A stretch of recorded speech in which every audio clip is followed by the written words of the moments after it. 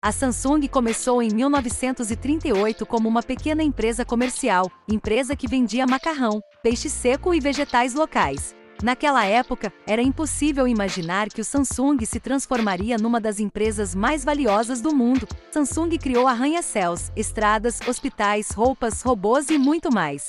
Eles até tinham uma divisão aeroespacial que criou helicópteros e tanques para o militar, mas vamos chegar a tudo isso. Primeiro vamos apresentar Lee Byung-chul, que fundou a Samsung com apenas 28 anos. Ele diz que uma noite ele teve um pânico, percebendo que ele desperdiçava a sua vida e que era hora de definir uma meta clara para si. E então ele comprometeu-se naquele momento para construir um negócio. Apesar do começo humilde da Samsung vendendo mantimentos, Lee sempre teve uma visão maior. Ele escolheu o nome Samsung, que em coreano significa 3 estrelas. Enquanto muitos de nós 3 estrelas podem soar como uma avaliação de produto medíocre, na Coreia o número 3 é muito popular, pois representa algo grande e poderoso, e estrela é usada para representar algo eterno. Grandes, poderosos e eternos são certamente palavras perfeitas para descrever o que a Samsung agora se tornou, mas no começo não parecia que a Samsung iria sobreviver. A Guerra da Coreia teve um efeito devastador nos negócios de Lee e em todo o país.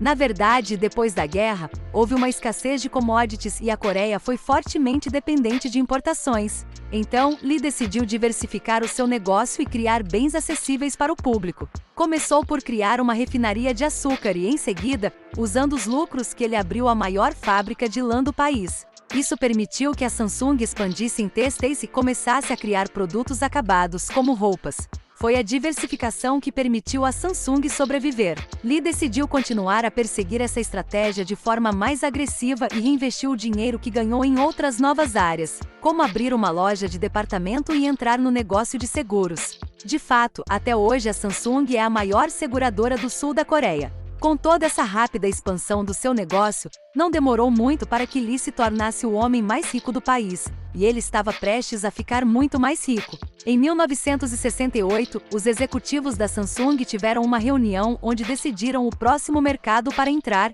eletrônica. Um ano depois, a Samsung Electronics foi totalmente configurada e eles criaram um monitor de 12 polegadas, TV preto e branco. Em uma década, eles se tornariam o número 1 do mundo em fabricante de TVs preto e branco, graças à sua eficiente linha de montagem e produção. Esse sucesso os levou a começar a produzir todos os tipos de eletrodomésticos.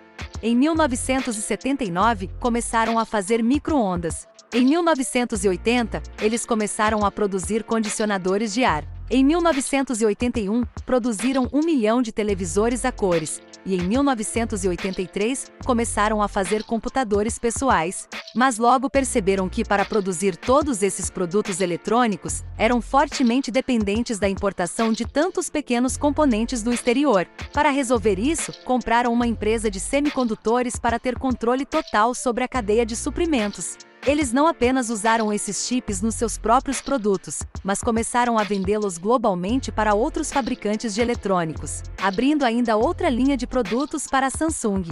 Na verdade, um dos seus muitos clientes é a Apple, que usou chips de memória Samsung nos seus iPhones. Apesar do fato de as duas empresas se tornarem ferozes rivais no mercado de smartphones, ao qual chegaremos logo. Mas o que é realmente fascinante sobre a Samsung é todas as indústrias que eles expandiram. Para isso, você normalmente nunca ouve falar. Por exemplo, sob uma divisão chamada Indústrias Pesadas Samsung, a Samsung especializa-se na fabricação de navios gigantes e é um dos maiores construtores de meganavios no mundo. Também tem outra divisão chamada Samsung Construção e Comércio, que faz estradas, túneis, pontes e edifícios incrivelmente altos do mundo. A construção do Burj Khalifa em Dubai foi construída pela Samsung, e antes disso, a Samsung também esteve envolvida em fazer o anterior edifício mais alto do mundo. Eles até possuem o maior parque temático da Coreia do Sul, chamado Everland. Têm os seus próprios hotéis e possuem um lugar na Coreia chamado Samsung City.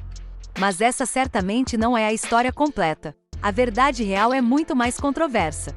Uma dinastia de corrupção. Após a Guerra da Coreia, a Coreia do Sul estava em muito mau estado, não produzindo ou exportando muitos produtos. O presidente estava ansioso por expandir a economia e decidiu apoiar grandes empresas coreanas, oferecendo-lhes um financiamento muito fácil e protegendo-as da concorrência. Em outras palavras, a Samsung e um par de outras grandes empresas sul-coreanas conseguiram obter empréstimos extremamente favoráveis, isenções fiscais e muitas medidas de apoio do governo para ajudá-las a expandir. A ideia era que ajudar essas grandes empresas a crescer muito mais ajudaria a economia do país em geral. Por exemplo, logo após a Samsung começar a trabalhar em eletrônicos, o governo sul-coreano proibiu vários outros países, como o Japão, de vender eletrônicos na Coreia do Sul, empurrando os consumidores em direção aos produtos Samsung. Além disso, nessa época, o governo sul-coreano reduziu os impostos em 50% sobre empresas que operam no negócio de eletrônicos. Mas aqui está a coisa: a Samsung era de longe a maior empresa do setor na época, por uma distância enorme, e assim eles se beneficiaram mais do que ninguém. Na verdade, o governo estava basicamente canalizando o dinheiro de alívio americano que a Coreia do Sul recebeu após a guerra diretamente para a Samsung, e isso é o que lhes permitiu expandir tão rapidamente. E isso foi tudo graças ao fundador da Samsung, Lee, e sua capacidade de fazer políticas muito estratégicas e conexões, como se tornar bom amigo dos presidentes da Coreia do Sul. Como resultado dessa amizade, a Samsung recebia continuamente tratamentos especiais. Eles não tinham os mesmos limites de exportação que outras empresas tinham. Também houve outro incidente em que os bancos associados ao governo começaram a oferecer ali condições de crédito extremamente generosas, para que a Samsung tivesse mais dinheiro para financiar seus planos de expansão.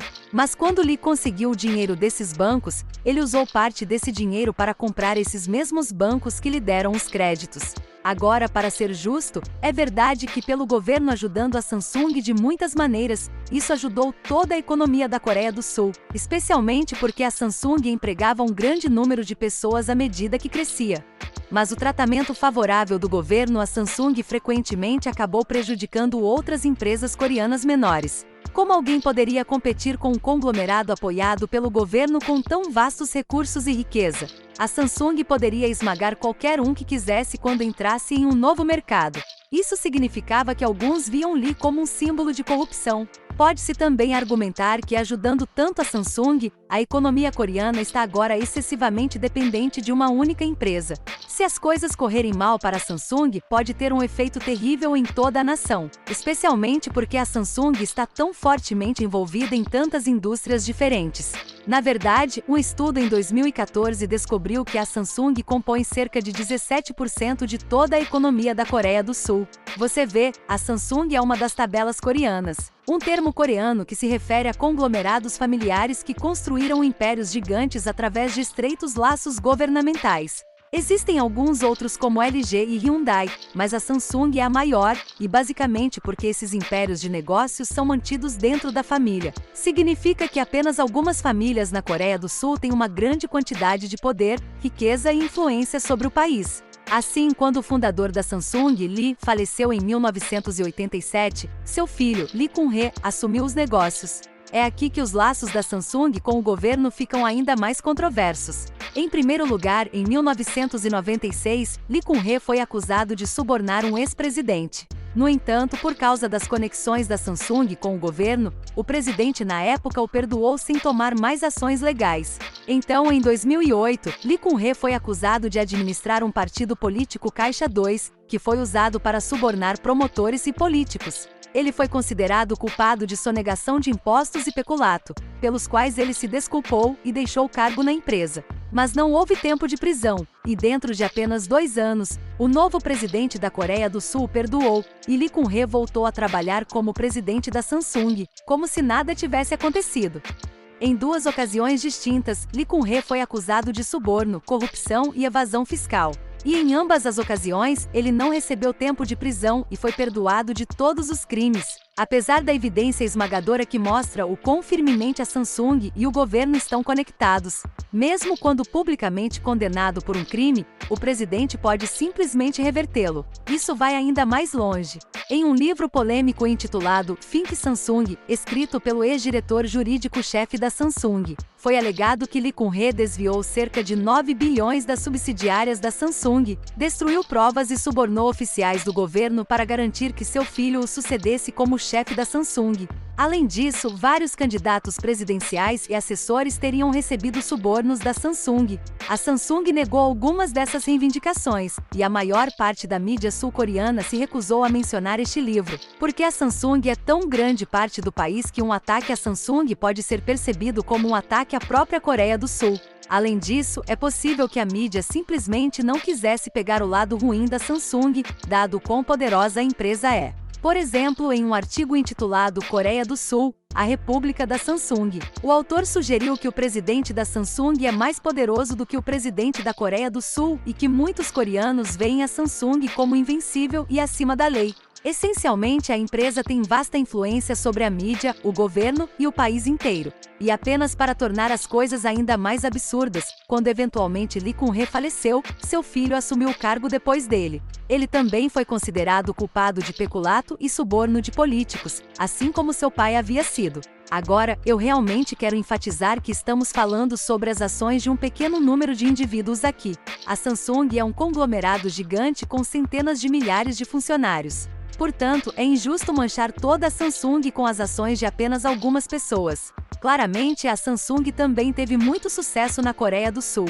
No entanto, acho interessante que uma vez que vemos o tipo de negociações obscuras e subornos que ocorreram e os laços profundos com o governo, a história de sucesso da Samsung não é exatamente o conto de fadas que pode ter parecido no capítulo 1. No entanto, ainda não terminamos, pois nenhuma história da Samsung estaria completa sem mencionar um dos maiores desastres de sua história. O telefone explosivo. Imagine acordar em seu quarto apenas para encontrá-lo cheio de fumaça. Há um cheiro horrível, e você está lutando para respirar. Você olha e vê que o seu smartphone Samsung Note 7 está pegando fogo. Cenas como essa aconteceram várias vezes ao redor do mundo em 2016, e companhias aéreas logo proibiram o telefone de voos. O que interessa é que a Samsung sabia de vários desses incidentes e inicialmente não fez nada. Eles foram extremamente lentos para reagir, e isso foi apenas como mais explosões de telefone aconteceram. Que a mídia pegou a história, e a Samsung foi forçada a parar a produção e recolhimento dos produtos. Isso custou a eles mais de 5 bilhões de dólares, para não mencionar toda a reputação danos. Para tornar as coisas ainda piores, o produto de substituição inicial Samsung emitiu também teve o mesmo superaquecimento problema.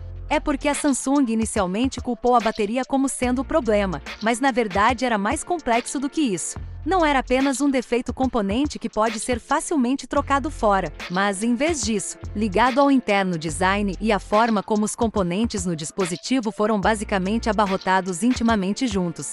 Mas em muitos aspectos, a raiz real do problema pode ser rastreada de volta à batalha contínua da Samsung com a Apple.